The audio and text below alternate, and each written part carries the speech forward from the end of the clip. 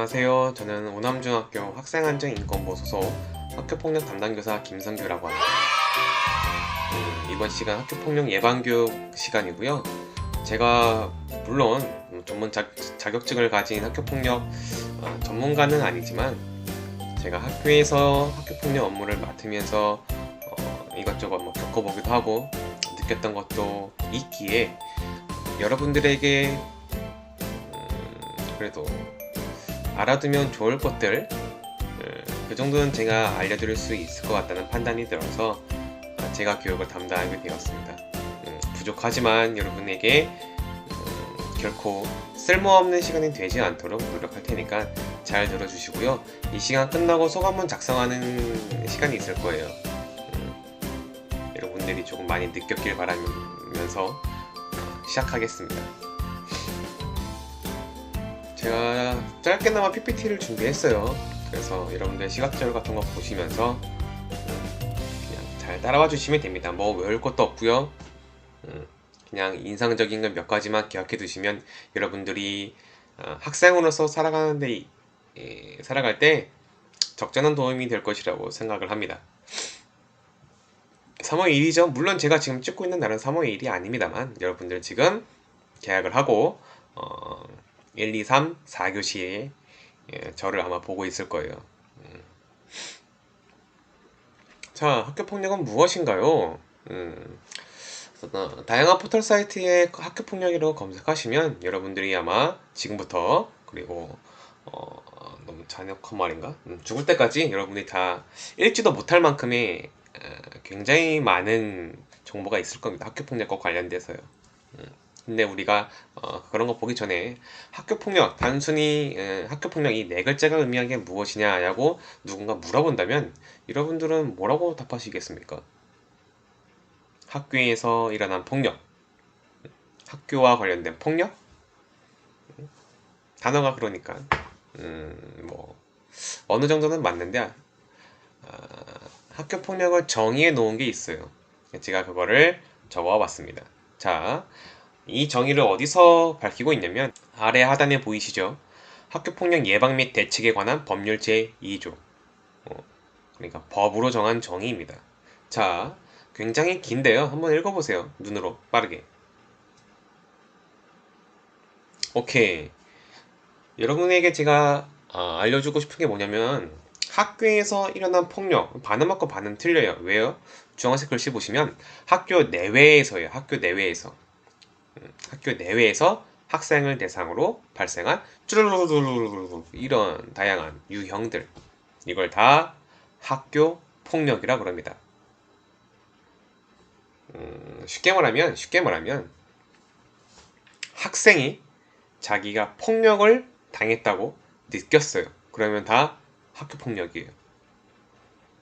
여러분이 이것보다 더 많은 교육을 받았을 게 아마 뭐 성폭력, 그런 성희롱, 성추행 이런 교육을 더 많이 받았겠죠. 이전에 그때 여러분이 받았던 교육을 잘 떠올려 보시면 성희롱, 성추행의 기준이 뭐예요? 당한 사람이 자기가 희롱을 겪었다, 추행을 당했다 느꼈으면 그렇게 판단이 되었으면 성희롱, 성추행이에요. 피해자 기준입니다. 학교폭력도 마찬가지예요. 피해 학생이 내가 폭력을 당했다고 느꼈으면 다 학교폭력으로 치부됩니다. 간단하죠? 선생님, 그러면 이런 것도 학교폭력에 해당되는 건가요? 자, 어떤 게 있을 수 있을까? 선생님, 이런 사연이 있었어요. 제가 친구와 여러 명의 친구들과 카카오톡을 하게 되는데 대놓고 저한테 욕을 하는 거예요. 제가 직접 어디 맞지는 않았습니다. 하지만 카카오톡 방에서 수많은 친구들, 거긴 저와 친하지 않은 친구도 있었어요. 근데 다 저를 오해해서 입에 담을 수 없는 욕설을 계속 많이 하는 겁니다. 선생님, 이것도 학교폭력인가요? 그 학생이 피해를 입었다고 느꼈을까요? 안 느꼈을까요? 느꼈겠죠. 그럼 다 이것도 학교폭력에 해당되는 겁니다. 우리가 쉽게 머리에 연상되는 학교에서 누군가가 자기를 때렸어. 이건 100% 학교폭력이죠. 근데 그것 외에도 사이버 상에서 이루어지는 따돌림, 뭐 왕따, 욕설 다 학교폭력에 해당됩니다. 선생님, 그러면 제가 집에 가다가 누군가 저를 다른 친구들이 다른 학교 친구들이 저를 붙잡아서 뭐 돈도 빼앗고요. 뭐 어디 건들지는 않았는데 돈을 빼앗고 욕하고 그렇게 해서 저를 보내줬어요. 이거 학교 폭력인가요? 맞습니다. 학교 안에서 일어나지 않아도 아니라 학교 아까 봤잖아요. 방금 정의. 학교 내외에서 학교 안이든 학교 밖이든 학생의 피해를 입으면 다 학교 폭력이에요. 다양한 사례들을 아까 폭력의 유형들을 봤는데 요새 요새라고 하기도 좀 그래요. 한 거의 10여 년 훨씬 이전부터 학교폭력 유형을 조사해보면 가장 많은 학교폭력의 사례는 바로 어디서 일어날까요? 다들 알다시피 바로 사이버입니다. 사이버. 특히 작년부터 코로나19로 인해서 원격 수업이 이루어지다 보니까 학교에 나오는 경우가 확 줄었어요. 그래서 압도적으로 사이버상, 온라인상에서 일어나는 학교폭력의 유형이 급증했습니다. 자, 제가 몇 개 사진을 가져왔어요. 뭐 모르는 학생도 있을 거고 뭐 아는 학생도 있겠죠. 딱 보면 이거는 LOL 롤이라는 게임에서 채팅을 누군가 쳤고 그걸 제가 가져온 겁니다. 자료 화면으로서. 굳이 제가 말하지 않을게요. 어떤 단어들이 있는지 한번 보시면 내가 이 당사자가 아닌데도 불구하고 기분이 나빠할 겁니다. 이 게임 특성상 해보시면 이런 경우 굉장히 많이 봅니다. 두 판에 한 번은 이런 사람들 만나게 돼요. 자, 아무튼 이렇게 입에 담지도 못할 욕들이 막 난무하고 있는데, 자, 질문. 온라인 게임상에서 욕설을 하면 처벌받을 수 있을까요? 없을까요? 친구하고 나하고 게임했어. 근데 그 친구가 나한테 욕을 했어. 게임하다가. 학교 폭력으로 내가 신고할 수 있을까요? 없을까요?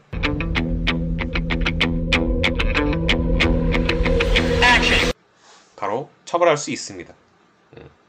신고해서 뭐 유저 제재, 뭐 채팅 정지 이런 거 말고도요. 정말 여러분들이 자료를 갖고 학교 와서 접수를 하거나 혹은 직접 경찰서에 가서 접수를 하면 시간은 조금 걸리더라도 수사가 진행되고요. 욕설을 한 사람을 찾아내서 벌받게 할 수 있습니다. 정말이에요. 자, 여러 사람이 같이 게임하는 상황에서 특정인에 대한 욕설 및 명예훼손 발언은 공연성이 인정되어 밑줄이 조금 넓게 되어 있군요. 처벌이 가능합니다 라고 되어 있죠. 공연성이 바로 밑에 제가 뜻을 써놨고요. 너무나 쉽게 온라인상에서 욕설을 하는 경우가 있어요. 직접 입으로 뱉지 않고 손가락질 몇 번만 하다 보면 바로 욕이 완성되죠? 그래서 요새 가장 많은 유형이에요. 온라인상에서의 욕설. 이것도 학교폭력에 해당되는 겁니다. 조심하시길 바래요. 자, 이거는 교육청 출처인데요. 교육청에서는 매년 학교폭력 조사를 전수조사를 실시하고 있어요. 그래서 2019년, 20년도는 기표로 만들어진 게 없어서 제가 못 가져왔는데 보다시피 청소년 사이에서 사이버 폭력이 정말 다른 폭력에 비해서 급증하고 있는 거를 볼 수 있는 거죠. 여러분들 SNS 많이 하죠. 카카오톡, 페이스북, 뭐 인스타그램 거기 등등에서 어느 사람을 욕을 하거나 혹은 욕을 당했어요. 욕을 먹었어요. 학교폭력에 여분이 신고되거나 신고를 하면 사안이 접수되고요. 절차대로 진행이 됩니다. 자, 많은 학생들이 잘 모르고 있고요. 그 다음에 궁금해하는 것 중 하나입니다. 선생님, 학교폭력 사건이 일어나면 어떻게 되는 건가요? 그래서 이미 이거를 듣고 있는 학생들 중에서는 학생부에 직접 찾아와서 저랑 많이 얘기한 친구도 아마 이걸 보고 있을 거예요. 혹은 한 번도 고등학교 뭐 졸업할 때까지 한 번도 학생부에 찾아가지 않은 학생도 있겠죠. 하지만 알아두시면 좋을 거라고 저는 생각을 하게 됩니다. 제가 하는 일이 이거예요. 학교폭력 사건이 일어나면 제가 진행하는 겁니다. 자, 학교로 신고가 접수가 돼요. 학교로 신고 접수됩니다. 뭐 피해 학생이 직접 저를 찾아올 수도 있고요. 아니면 부모님한테 말해서 부모님이 저한테 알려줄 수도 있고, 혹은 담임 선생님께 선생님 제가 학교폭력 피해를 당했습니다 라고 말해도 담임 선생님이 무조건 저한테 찾아와서 접수하게 되어 있어요. 그럼 제가 사안을 인지하겠죠. 여기부터가 시작입니다. 그럼 신고가 접수되면 뭐 해요? 학생안전인권부, 여러분들이 학생부라 부르는 학생안전인권부에서 사안을 조사해요. 피해 학생, 가해 학생, 목격자 학생 다 불러다가 진술서를 쓰게 합니다. 그리고 학부모님한테 전화하죠. 각각 이런 일이 발생했는데 학교를 오셔가지고 저희랑 면담 좀 해주시죠. 부모님이 다 학교에 오게 돼요. 바쁘시면 전화로 할 수도 있겠지만 웬만해서는 다 학교로 저희가 부릅니다. 그 다음에 이제 중요한 건 그 다음인데, 조사한 다음에 학교가 어떤 결정을 내려야겠죠. 자, 학교는 선생님이 속한 학생부에서는 하는 일이 뭐냐면, 우리는 발생한 폭력 사안에 대해서 해결하지 않아요. 학교는 해결할 권리가 없습니다. 학교는 뭐 하는 거예요? 조사하고 정리하는 겁니다. 조사하고 정리하는 거예요. 물론 그 과정에서 이거는 양 당사자끼리 피해자와 가해자 사이에서 화해가 이루어져서 더 이상 이 사안을 길게 끌고 갈 필요가 없다라고 판단이 된다면 학교 내에서 종결시킬 수가 있어요. 끝낼 수가 있다고요. 우리가 그걸 뭐라 부르냐면 학교장 자체 해결이라 불러요. 학교장 자체 해결. 학교 안에서 우남중학교 내에서 누가 싸웠어. 근데 정말 가해 학생이 진심으로 반성하고 있고 피해 학생이 입은 뭐 심적인 피해, 정신적 피해, 물리적 피해를 다 보상해 드리겠다. 뭐 이런 약속을 했나 봐요. 그래서 피해 학생과 피해 학생의 부모님이 진심으로 사과를 받아들였고 가해 학생의 부모님이 뉘우치고 있다는 게 느껴져서 저희 사과 받아들이고 여기서 마무리하겠습니다 라는 의사를 밝히면 이 사안은 끝이에요. 그런데 아닌 경우도 있겠죠. 당사자가 화해를 하는 경우도 학교에서 끝낼 수도 있지만 화해가 이루어지지도 그런 게 전혀 없어요. 이루어지지도 않았습니다. 하지만 그렇지 않고서라도 학교장 자체 해결로 해결될 수 있는 경우가 있는데, 잠시만요. 제 얼굴을 옮겨 놓겠습니다. 자, 이 네 가지. 피해 학생이 2주 이상의 신체적 정신적 치료 진단서를 발급받지 못했어요. 안 왔거나 못했거나. 그 다음에 재산상의 피해가 발생했는데 즉각 복구가 되었거나 아니면 아예 피해를 입지 않았습니다. 그 다음 학교폭력이 지속적이지 않은 경우, 그러니까 우발적으로 발생할 경우. 그 다음에 다른 학교폭력에 대해서 누군가 피해 학생이 신고하거나 진술하거나 자료를 제공했는데 이거에 불만을 품고 보복하는 경우, 이 네 가지 경우를 모두 충족한다면 학교장 자체 해결로 볼 수가 있어요. 그런데 가장 중요한 건 뭐냐면 이거를 충족한다 하더라도 피해 학생 쪽에서 저희는 학교장 자체 해결을 원하지 않습니다. 가해 학생이 정말 처벌받는 거를 벌받는 모습을 보고 싶습니다. 저희는 사과할 용의가 전혀 없습니다. 그러면 이 학교장 자체 해결 네 가지 요건을 모두 충족한다 하더라도 우리가 그렇게 표현하죠. 교육청으로 넘긴다. 이 사안을 어디로? 교육청으로 옮겨서 보다 전문가들로 구성된 학교폭력 대책 심의위원회 개최를 할 수가 있습니다.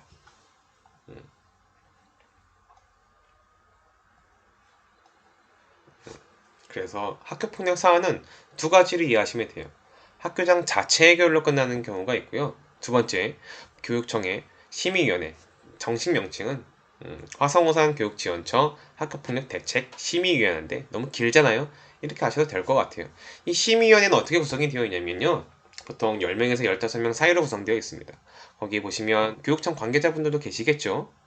경찰관, 그 다음에 심리상담가, 변호사, 이렇게 다양한 인사들로 구성된, 다양한 전문가들로 구성된 심의위원회가 열리게 됩니다. 그래서 피해 학생과 피해 학생 부모님 부르고요. 관련 학생들, 가해 학생, 목격자 학생 부를 수도 있어요. 이분들이 판단하기에 다 불러야겠다 라고 생각이 든다면 어느 날 몇 시까지 교육청 어디로 오세요 라고 안내가 갑니다. 그러면 그날 가갖고 그분들 앞에서 사건을 처음부터 끝까지 다시 검토해요. 그래서 이제 판결을 내리겠죠. 그래서 이 학생이 이거 보니까 이거는 피해 학생도 없고 가해 학생도 없다. 굳이 피해 가해를 나눌 수 없다. 이거는 무혐의다. 라고 될 수도 있겠고요. 아니면 이건 정말 가해 학생이 잔혹한 피해를 입혔다. 그러면 가장 높은 수위의 징계를 내리겠죠. 다양한 게 있어요. 사회봉사라는 경우도 있고요. 특별교육기관을 가갖고 몇 시간 학교 오지 않고 그 기관에서 교육받는 경우도 있고요. 그 다음에 전부 다는 아니지만 그냥 넘어갈 수 없고 이거를 당분간 가해 학생의 생활기록부에 남겨야겠다라고 판단이 되는 조치들이 있어요. 그런 경우에는 생활기록부, 학교생활기록부에 기재가 됩니다. 적힌다고요. 그리고 가해 학생 학부모도 특별교육을 받는 경우도 있습니다. 다양한 단계가 있어요. 그것까지는 제가 자세히 설명하지 않겠습니다. 선생님, 생활기록부 그러면 이건 평생 기록에 남는 거 아닌가요? 그러진 않아요. 그러진 않고요. 가해 학생이 정말 반성을 깊이 해서 앞으로 학교 생활 너무 잘했어요. 다른 폭력 사안이 연루된 적도 없습니다. 모범적으로 하고요. 그러면 학교 안에서 회의가 열려요. 이 학생 몇 년 전에, 작년이나 재작년에 학교 폭력 사안으로 징계를 받았고 이게 생기부에 적히게 됐는데 이거 모범적으로 생활하였으니까 지워줄 수 있지 않을까? 라고 판단이 되면 생활기록부에서 생기부에서 삭제할 수 있습니다. 물론 전혀 반성의 기미가 없고 이후에도 계속 학교폭력 사안이 연루가 되었어요. 그러면 고등학교 그대로 올라가게 됩니다. 선생님 그러면 최근에 논란이 되고 있는 이 사람들 미스트롯 2에 나왔던 진달래 씨, 그 다음에 이재영, 이다영 우리나라 국가대표 배구 선수 출신이죠. 그 다음에 삼성화재 박상아 요새 굉장히 핫했던 사안들인데 계속 이 사람들 생기부에 이 학교폭력 했다는 기록이 남아서 우리가 알게 된 건가요? Nope. 그러진 않아요. 생활기록부에서는 지워진다 하더라도 가해자가 학교폭력을 입혔다는 사실은 평생 남습니다. 어디에요? 피해자의 가슴속에, 마음속에, 머릿속에. 그 사람들이 증언을 해서 우리가 알 수 있게 된 거죠. 그러니까 생활기록부에서 지워진다고 해서 안심하거나 다행이다라고 생각하는 학생들은 없겠죠? 가해 학생들은 평생 반성하면서 살아야 됩니다. 피해를 입힌 사람들에 대해서. 선생님이 하고 싶은 말이 뭐냐면 생기부에 적히냐 안 적히냐 이런 거 고민하지 마세요. 학교폭력을 입혔으면 입힌 만큼 충분히 반성하면서 사죄하면서 살아가야 되는 겁니다. 드디어 마지막입니다. 학교폭력 어떻게 대응 예방하나요? 제가 두 가지의 어떤 통계표를 보여드릴게요. 첫 번째 통계표입니다. 사진을 좀 제 얼굴로 옮기겠습니다. 학교폭력 피해 경험 응답률인데 보시면 초등학교가 가장 많고요. 중학교, 고등학교 갈수록 응답률이 줄어들고 있죠. 선생님 가장 많이 애새끼들이 싸우는 학교는 바로 초등학교군요. 고등학교는 머리가 커서 그런지 안 싸우나 봐요. 물론 그럴 수도 있겠죠. 그리고 초등학교 같은 경우는 선생님 얘가 저를 노려봤어요, 째려봤어요, 얘가 저보고 멍청이래요. 그러면 이것도 학교폭력의 사례로 들어가게 되는 겁니다. 아까 내가 말씀드렸잖아요. 당하는 사람이 피해를 입었다고 주장하는 피해 학생이 내가 학교폭력을 당했다 느끼면 학교폭력인 거예요. 근데 통계에서 밝히고 있는 이런 숫자들은 보이지 않는 진실들을 되게 많이 함축하고 있어요. 이 표를 어떻게도 해석을 하냐면 초등학교 아이들은 순진해요. 누가 나를 놀렸어요. 얘가 나를 때렸어요. 그러면 선생님 찾아가서 말하죠. 그래서 초등학교는 응답률이 굉장히 많은 겁니다. 중학교, 고등학교 올라가서 인격적으로 성숙해져서 학교폭력 피해를 입히지 않은 것도 있겠지만 뭐도 있냐면 무서운 거예요. 중학교, 고등학교 올라갈수록 내가 소위 별로 좋아하지 않는 표현인데 내가 찐따라는 사실이, 내가 셔틀이라는 사실이 다른 누군가에게 알려지기 싫은 거예요. 내가 피해를 입었다는 걸 내 부모님이 알면 얼마나 슬퍼하겠어. 그래서 알리지 않는 겁니다. 그냥 당하는 거예요. 꾹꾹 참는 겁니다. 그리고 친구들 사이에서 뭔가 일름보 고자질쟁이가 된 것 같은 그런 눈초리, 뒤에서 누군가 나를 욕하는 그런 게 두려워서 꾹꾹 스스로 참아서 중학교, 고등학교 갈수록 응답률이 낮은 것도 있습니다. 또 다른 통계표예요. 학교 폭력에 이뤘어요. 학생들이 어떻게 했을까요? 가장 많이 학생들이 취한 행동은 아무런 도움을 요청하지 않는 겁니다. 49.2%, 거의 반 이상이, 피해를 입은 반 이상의 학생들이 아무것도 하지 않아요. 상당수는 부모님께 알리거나 선생님께 알리거나 그렇고요. 이걸 해결하기 위해서 전문적인 기관을 만들었죠. 근데 학교폭력 전문기관 상담실 1.4%, 경찰서 1.4%, 3%가 안 돼요. 글쎄요, 이 문제를 깊게 파고드는 시간은 아닌 것 같아요. 그거는 논외로 치고, 선생님이 이 학교폭력 업무 담당자로서 여러분에게 부탁하고 싶은 게 뭐냐면, 학교폭력이 일어났을 때 대응하는 것과 일어나지 않도록 예방하는 것, 대응과 예방은 선생님 같다고 봐요. 대응하셔야 돼요. 학교폭력이 일어나게 된다면 참지 마세요. 내가 부탁할게요. 참지 마시고 숨지 마세요. 자기 부모님 걱정하지 마세요. 담임 선생님이나 내가 귀찮아하지 않을까? 전혀 안 그래요. 그런 쓰잘데기없는 걱정하지 마시고요. 알리세요. 대응을 하시라고요. 그게 이후에 일어날 수 있는 학교폭력을 예방하는 겁니다. 이 예방이 되어야 학교폭력 대응이 되는 거예요.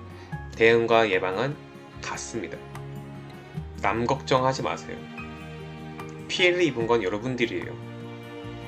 여러분이 걱정한 사람들은 본인 스스로입니다.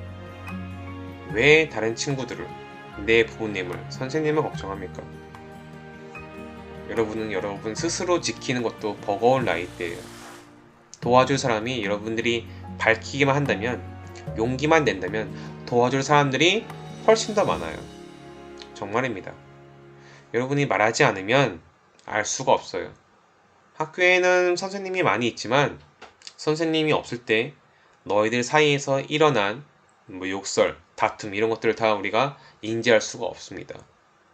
알려주셔야 우리가 나설 수 있고 해결할 수 있고 예방할 수가 있어요. 제발 혼자서 모든 무거운 짐을 떠안으려 하지 마세요. 도와줄 기관들은 굉장히 많고요. 학교 선생님들은 피해를 입은 학생이 있으면 적극적으로 도와줄 겁니다. 내가 그거는 약속할 수가 있어요. 용기 내어서 꼭 찾아왔으면 좋겠어요. 굳이 내가 아니더라도 여러분이 의지할 수 있는 뭔가 있다면 그 사람을 찾아가서 알려주세요. 학교폭력을 예방할 수 있고 대응하는 최선의 길이자 지름길이에요. 선생님이 꼭 하고 싶은 말. 참으면 본인만 손해예요. 알리시고 도움을 요청하세요. 그러면 여러분이 생각지도 못한 곳에서 도움의 손길이 나올 겁니다. 이렇게 선생님이 준비한 학교폭력 예방 교육은 끝이 났고요. 담임 선생님이 아마 어떤 링크를 알려줄 겁니다. 거기 들어가셔서 소감문 작성하는 거 잊지 말아 주시고요. 부족하지만 제가 준비한 학교폭력 예방 교육은 여기까지입니다. 이상 마치겠습니다.